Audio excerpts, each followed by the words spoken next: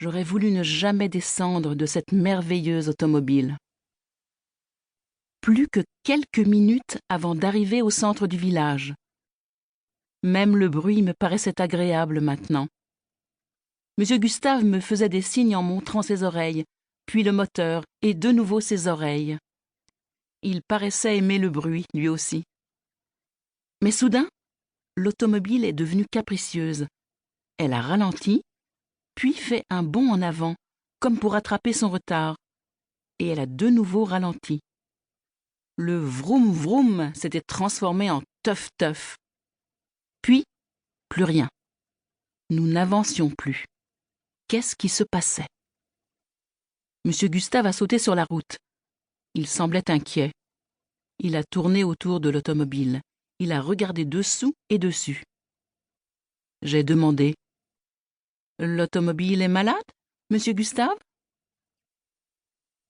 Monsieur Gustave m'a répondu: « Elle doit avoir soif. » Alors il a sorti un grand récipient rempli d'eau et l'a versé dans l'automobile. J'étais impatient de repartir.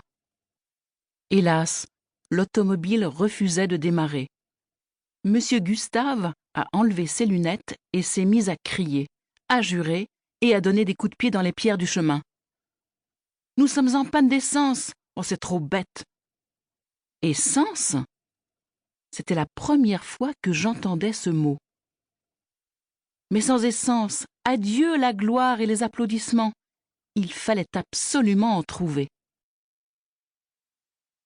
Monsieur Gustave a réfléchi un petit moment et m'a dit: « Voilà ce que nous allons faire.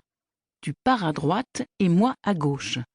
Le premier qui trouve de l'essence alertera l'autre. Bonne chance. » Nous nous trouvions à présent sur un petit chemin qui conduisait au centre du village. J'ai vu Monsieur Gustave qui disparaissait dans un champ à la recherche d'une ferme.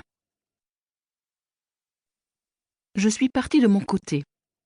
Je savais que les Gardant habitaient juste à côté. C'étaient de braves gens et ils étaient pour le progrès. La preuve, M. Gardant était abonné à la revue La Technique pour tous et la boulangère avait raconté à ma mère qu'il faisait quelquefois des expériences bizarres avec des produits chimiques. Malheureusement, leur chien ne devait pas être un ami du progrès. Aussitôt qu'il m'a vu, il a bondi vers moi.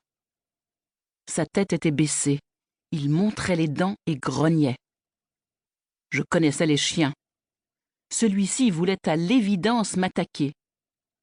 J'avais très peur, je voyais ses crocs immenses, la bave coulait de ses babines. J'ai fait demi-tour et je me suis enfui.